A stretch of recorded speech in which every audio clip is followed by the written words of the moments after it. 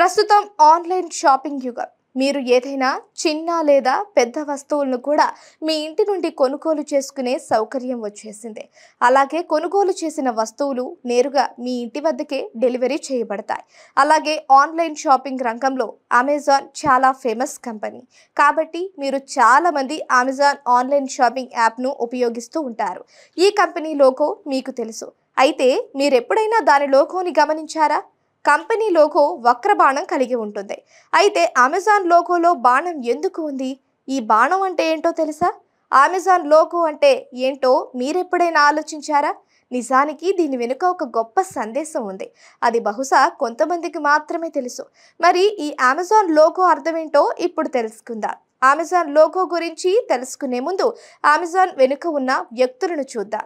అమెజాన్ను ఎవరు, ఈ సంస్థను ఎప్పుడు ప్రారంభించారు అని చూస్తే జెఫ్ బెజోస్ జూలై 5, 1994న అమెరికాలో అమెజాన్ను ప్రారంభించారు.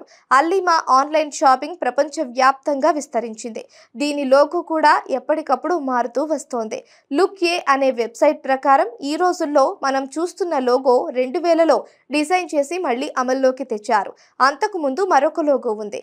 అలా అయితే లోగోలు ఎందుకు ప్రత్యేకంగా ఉన్నాయో చూడటానికి మిర్రర్ వెబ్సైట్ దీని గురించి కొంత సమాచారాన్ని ఇచ్చింది. స్మాల్ బిజినెస్ బ్లాగ్ రచయిత స్పెన్సర్ ప్రకారం లోగోలు సంస్థ గుర్తింపు మరియు వారి ప్రేక్షకుల మనసుల్లో వాటి గురించి భావాలను రేకెత్తించడానికి ఉపయోగపడతాయి.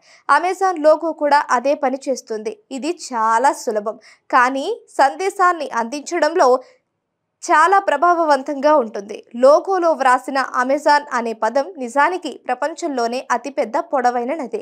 ఈ పేరు కింద వక్రబాణం గుర్తు వాస్తవానికి స్మైలీ లాగా కనిపిస్తూ ఉంటుంది. అంటే స్మైలీ ఫేస్ సింబల్. ఈ బాణం ఏ నుండి జెడ్ అక్షరం వరకు తయారు చేయబడింది.